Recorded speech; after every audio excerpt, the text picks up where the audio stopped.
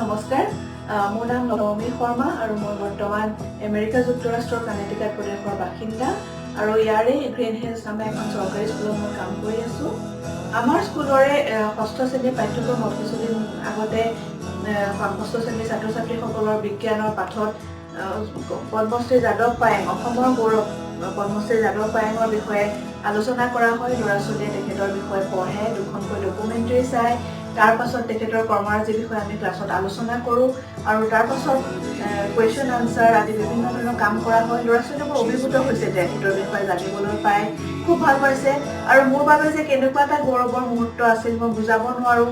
ইমান দূৰত পৃথিৱীৰ ইনেও খবৰতো মানুহে তেখেতৰ বিষয়ে জানিছে, তেখেতৰ কৰ্মৰাজিৰ বিষয়ে জানিছে। ইমান এটা গৌৰৱৰ কথা, খুব ভাল লাগিছে।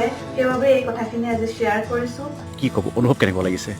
অনুভৱটো ভাল লাগে, কাৰণ তেওঁলোকে আগে পিছে মোৰ লগত এইবোৰ বিষয়ে আমাৰ অসমৰ পৰা যোৱা যিখিনি আছে আমেৰিকাবাসী, তেওঁলোকে মোৰ লগত বহুদিন 1.5 ঘণ্টা জুৰি ব্ৰডকাষ্টিং টেলিকাষ্টতো কথা পাতে মাজে সময়ে। মই মাত্ৰ এইটোৱে ভাবোঁ, এই পৃথিৱীখনক ৰক্ষা পাবলৈ হ'লে শিক্ষাটোক অগ্ৰাধিকাৰ দি এনভাইৰমেণ্টেল ছায়েন্স পৰিৱেশ বিজ্ঞান LP স্কুলৰ পৰা দিব লাগিব, পৰিৱেশ শিক্ষক দিব লাগিব, পৰিৱেশ ইউনিভাৰ্চিটি দিব লাগিব। যেতিয়া এটা ল'ৰা LP স্কুলত নাম লগাব, এজোপা গছ ৰুব, সি প্ৰেক্টিকেলি 5 বছৰত ডাঙৰ কৰিব লাগিব। তাৰ অক্সিজেনটো সি নিজে ল'ব, পিছৰ 5 বছৰত আৰু এজোপা ৰুব, বিশ্ববাসীক দিব। এতিয়া ভাৰতবৰ্ষত বা পৃথিৱীত কিমান ল'ৰা ছোৱালীয়ে এডমিশ্যন লয় আৰু সিমানবোৰ পৃথিৱীৰ সেউজীয়া হ'ব। সেউজীয়া হ'লেহে পৃথিৱীৰ ভাৰসাম্য ৰক্ষা কৰিব পাৰিব, নহ'লে আমি জীয়াই থাকিব নোৱাৰোঁ।